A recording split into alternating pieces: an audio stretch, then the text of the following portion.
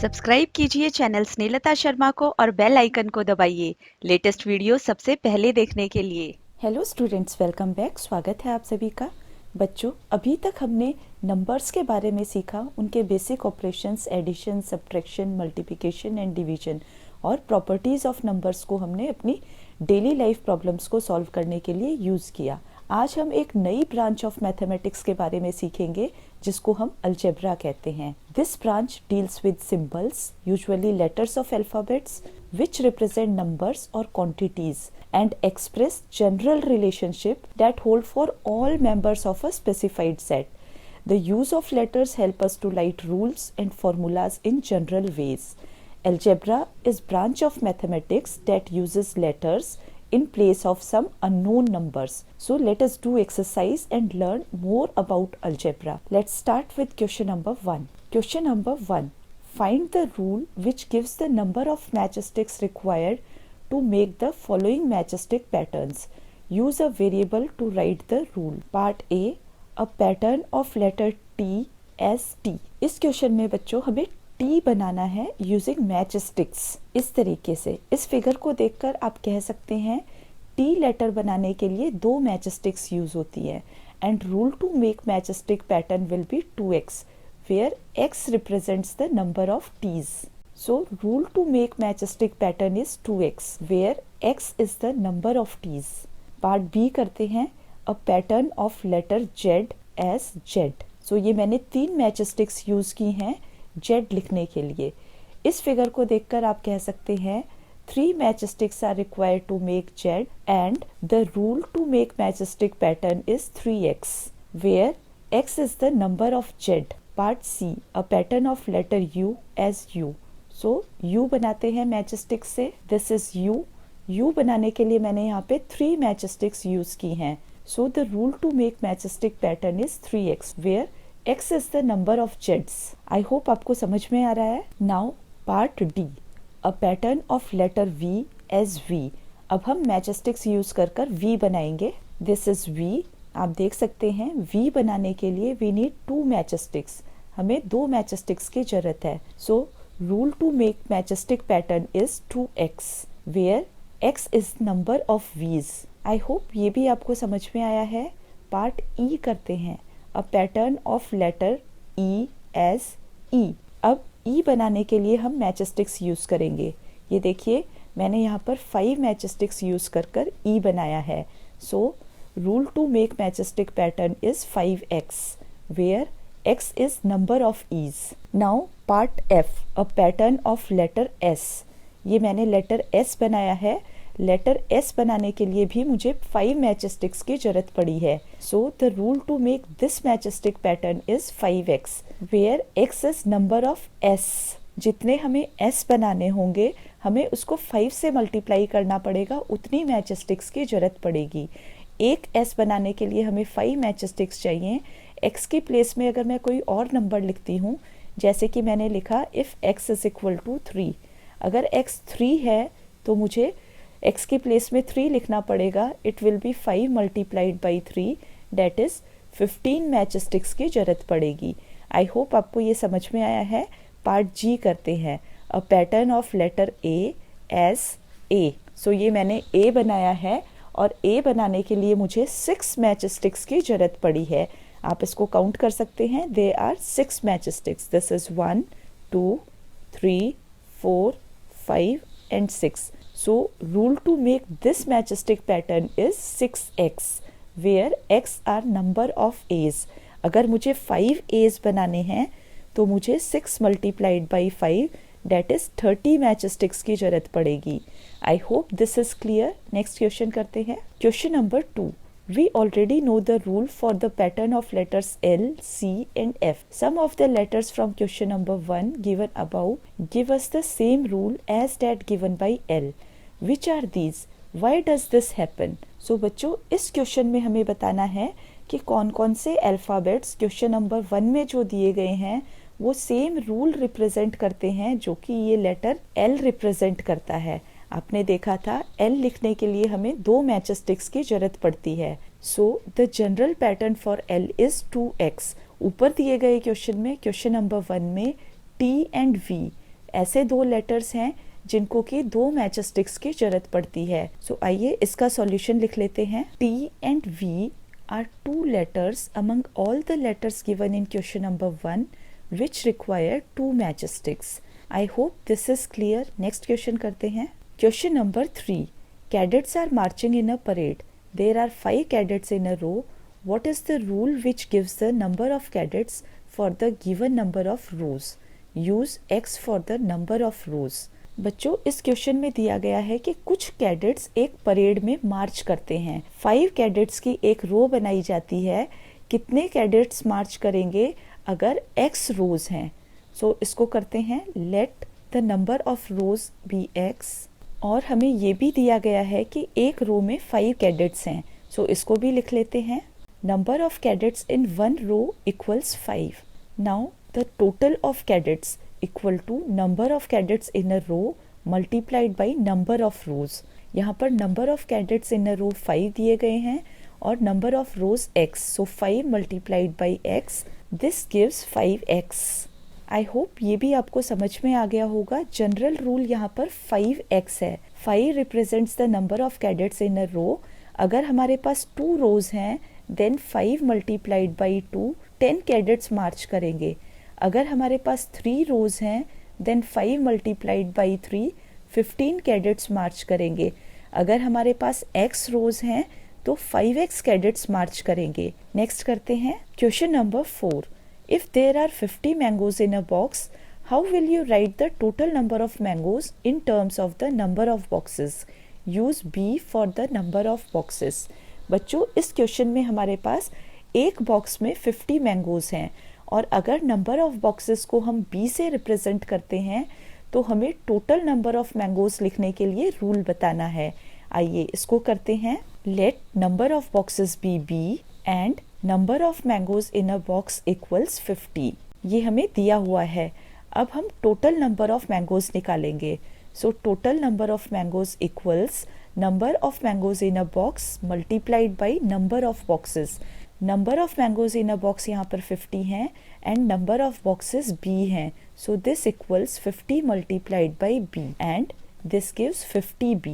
So 50B is the general rule to write total number of mangoes in terms of number of boxes. I hope this is clear. Next करते हैं. Question number 5. The teacher distributes 5 pencils per student. Can you tell how many pencils are needed for the given number of students? Use S for the number of students. बच्चों, इस question में भी हमें S alphabet use कर number of pencils needed बताना है. हमें general rule लिखना है S स्टूडेंट्स के लिए कितनी पेंसिल्स की जरूरत पड़ेगी अगर टीचर हर एक स्टूडेंट को 5 पेंसिल्स डिस्ट्रीब्यूट करता है. आइए करते हैं. Let the number of students be S and pencils distributed per student equals 5. Now total number of pencils equals number of pencils distributed per student multiplied by number of students. यहाँ पर number of pencils distributed per student 5 हैं. So 5 multiplied by S and this equals 5S. So the general rule to represent total number of pencils is 5S. I hope this is also clear. अगर S की place में मैं 3 लिखती हूँ so 5 multiplied by 3 it means 15 pencils will be needed to distribute among 3 students. Next करते हैं. Question number 6. A bird flies 1 kilometer in 1 minute. Can you express the distance covered by the bird in terms of flying time in minutes? Use T for flying time in minutes. बच्चों, इस question में हमें दिया गया है कि एक bird 1 minute में 1 किलोमीटर डिस्टेंस ट्रेवल करती है. हमें distance covered by the bird in terms of flying time in minutes बताना है. सो इसको करते हैं. Let the flying time equals T minutes. Also the distance covered by a bird in 1 minute is equal to 1 kilometre. ये भी हमें दिया गया है. अब हमें distance covered in T minutes निकालना है. Let's write distance covered in T minutes equals distance covered in 1 minute multiplied by flying time. यहाँ पर distance covered in 1 minute is 1 kilometre and flying time is T. So distance covered in T minutes equals T kilometres. I hope this is also clear. Next करते हैं question number 7। Radha is drawing a dot rangoli, a beautiful pattern of lines joining dots with chalk powder. She has 9 dots in a row. How many dots will her rangoli have for our rows? How many dots are there if there are 8 rows? Also if there are 10 rows. आइए इसको करते हैं। यहाँ पर एक pattern बनाया जा रहा है जिसमें एक रो में 9 डॉट्स हैं and number of rows are r. आइए इसको लिखते हैं। Number of dots in one row equals 9 and number of rows equals r. Now the total number of dots in r rows equals number of rows multiplied by number of dots in a row. Number of rows यहाँ पर r हैं and number of dots are 9. So this equals r multiplied by 9 and this equals 9r. So the general rule for writing number of dots in r rows is 9r. अब इस 9r को use कर हमें number of dots in 8 rows बताना है। 8 rows means r की place में हमें 8 लिखना है। So 9 multiplied by 8। आइए इसको भी करते हैं। Number of dots in 8 rows equals 9 multiplied by 8 which is 72। Next करते हैं number of dots in 10 rows. So number of dots in 10 rows equals 9 multiplied by 10 which is 90। I hope this is also clear. Next करते हैं question number 8। Leela is Radha's younger sister. Leela is 4 years younger than Radha. Can you write Leela's age in terms of Radha's age? Take Radha's age to be x years। बच्चों इस question में हमें बताया गया है कि लीला राधा की छोटी बहन है। लीला 4 साल छोटी है राधा से। अगर राधा की एज को हम x years लेते हैं then what will be the age of Leela? This is the question. आइए इसको करते हैं। Let the Radha's age be x years. Radha की एज को हमने x years मान लिया है।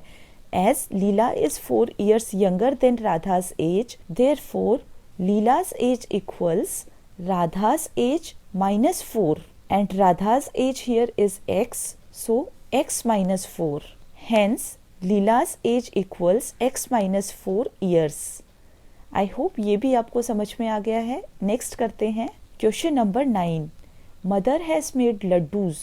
She gives some laddoos to guest and family members. Still 5 laddoos remains. If the number of laddoos mother gave away is L, how many laddoos did she make? बच्चों इस question में हमें बताया गया है कि मदर ने कुछ लड्डूज बनाए हैं। उन लड्डूज में से कुछ लड्डूज उसने गेस्ट और फैमिली मेम्बर्स को दे दिए, फिर भी उसके पास 5 लड्डूज बच जाते हैं। अगर मदर ने L लड्डूज दे दिए हैं तो उसने टोटल कितने लड्डूज बनाए थे? आइए इसको करते हैं। सबसे पहले गिवन लिखते हैं। Number of laddoos mother gave away are L। Now after laddoos were given away, laddoos को देने के बाद जो रिमेनिंग लड्डूज हैं वो 5 हैं। इसको भी लिख लेते हैं। Number of remaining laddoos are 5। Now the number of laddoos she made, उसने जो लड्डूज बनाए थे, they are number of laddoos given away plus remaining number of laddoos and number of laddoos given away are L and remaining laddoos are 5. So this equals L plus 5. I hope this is also clear. Mother ने L laddoos guests को दे दिए और उसके पास 5 लड्डूज बच गए। इन दोनों को ऐड कर देंगे तो हमें नंबर ऑफ लड्डूज मिल जाएंगे जो कि मदर ने बनाए थे। नेक्स्ट करते हैं question number 10। Oranges are to be transferred from larger boxes into smaller boxes. When a large box is emptied, the oranges from it fill 2 smaller boxes and still 10 oranges remain outside. If the number of oranges in small box are taken to be x, what is the number of oranges in the larger box?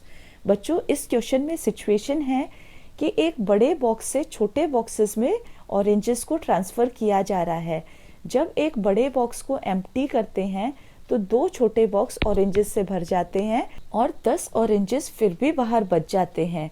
अब ये कहा जा रहा है कि एक छोटे box में x ऑरेंजेस आते हैं, So question is how many oranges are there in the larger box? I hope आपको सिचुएशन समझ में आई है। एक बड़े बॉक्स को दो छोटे बॉक्स में खाली किया जाता है। हर एक छोटे बॉक्स में x ऑरेंजेस आते हैं और फिर भी 10 ऑरेंजेस बच जाते हैं। क्वेश्चन इज बड़े बॉक्स में कितने ऑरेंजेस थे? आइए इसको कर लेते हैं। Let number of oranges in small box be x. So the number of oranges in two small boxes will be 2x. And the number of oranges left is equal to 10.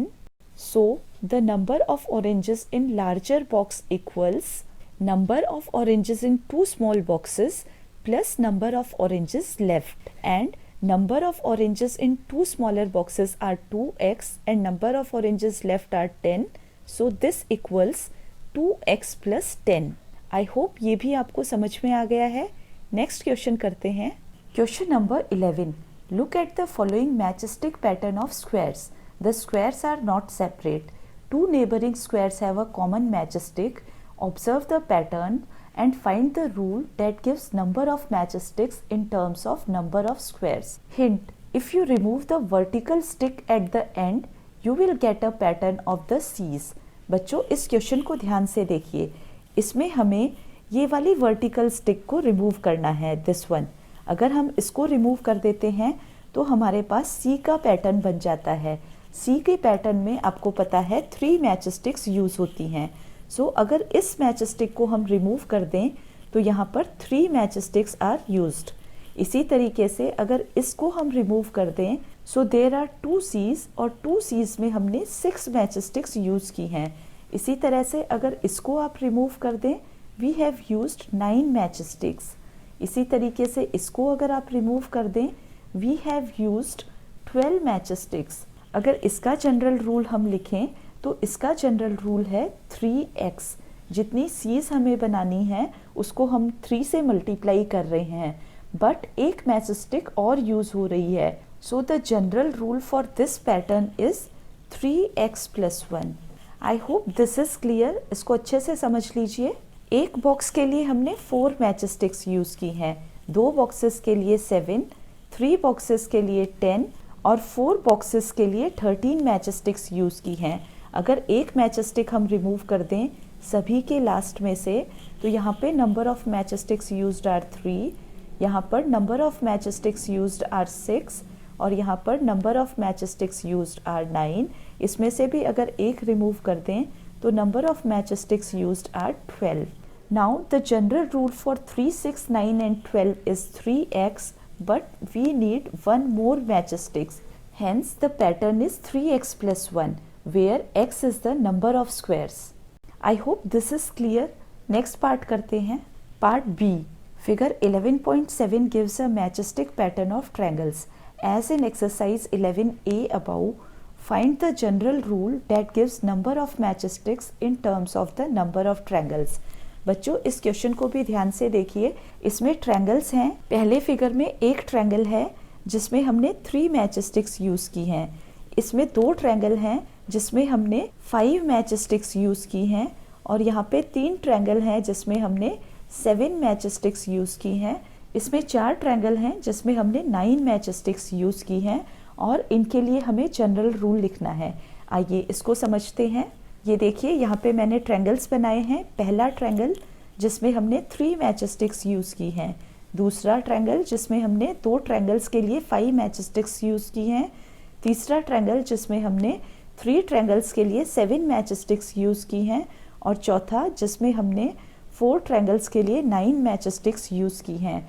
इसमें भी अगर हम लास्ट वाले stick को remove कर देते हैं तो हमारे पास 2 मैच स्टिक्स यूज़ हुई हैं। इसी तरह से इसमें भी अगर लास्ट मैच स्टिक को रिमूव कर दें then 4 matchsticks are used. इसमें भी अगर आप लास्ट को रिमूव कर दें so there are 6 matchsticks used. इसमें भी अगर आप लास्ट को रिमूव कर दें so there are 8 matchsticks used. अब अगर आप इसको ध्यान से देखें 2, 4, 6 एंड 8, इसके लिए हम जनरल रूल लिख सकते हैं। General rule for this is 2x. This is the rule when one matchstick is removed from all the triangles. So इसमें हमें 1 ऐड करना है जो हमने रिमूव किया है। So 2x plus 1 is the general rule for number of matchsticks used where x represents the number of triangles. आइए इसको भी लिख लेते हैं. Hence the pattern is 2x plus 1 where x is the number of triangles. I hope this is also clear. If you have any doubt, feel free to write in comments. So students, that's all in this exercise. We will meet in a new video with new exercise. Thank you all.